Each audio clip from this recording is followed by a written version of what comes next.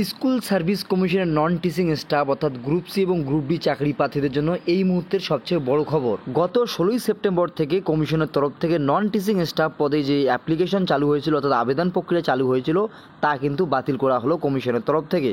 এর আগে কমিশনের তরফ থেকে বিজ্ঞপ্তি দেওয়া হয়েছিল 29শে আগস্ট এবং সেখানে জানানো হয়েছিল যে আগামী 16ই সেপ্টেম্বর থেকে 31শে অক্টোবর অবধি অনলাইনে অর্থাৎ কমিশনের ওয়েবসাইটে গ্রুপ সি এবং গ্রুপ ডি পদের জন্য যে অ্যাপ্লিকেশন অর্থাৎ আবেদন তা কিন্তু চলবে এবং শূন্যপদ গ্রুপ সির জন্য 2989টি এবং গ্রুপ ডির জন্য 5088টি। কিন্তু এরই মধ্যে কমিশনের তরফ থেকে জানানো হলো যে তারা খুবই দুঃখিত।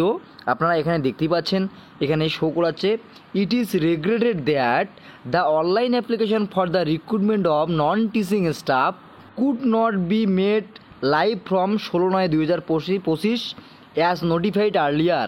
The detailed advertisement and the online application facility will be notified activated soon.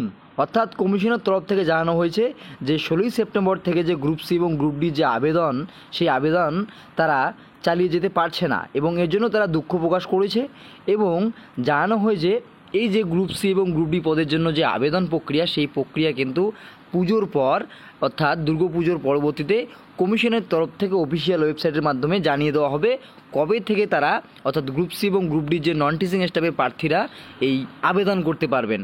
তো আপনারা বুঝতেই পারলেন, কাজেই আবেদন করা যাচ্ছে না বলে আপনারা চিন্তিত হবেন না।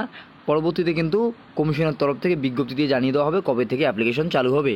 তো ভিডিওটি ইনফরমেটিভ মনে হলে অবশ্যই লাইক করে দেবেন, শেয়ার করে সবাইকে জানিয়ে দেবেন। ধন্যবাদ।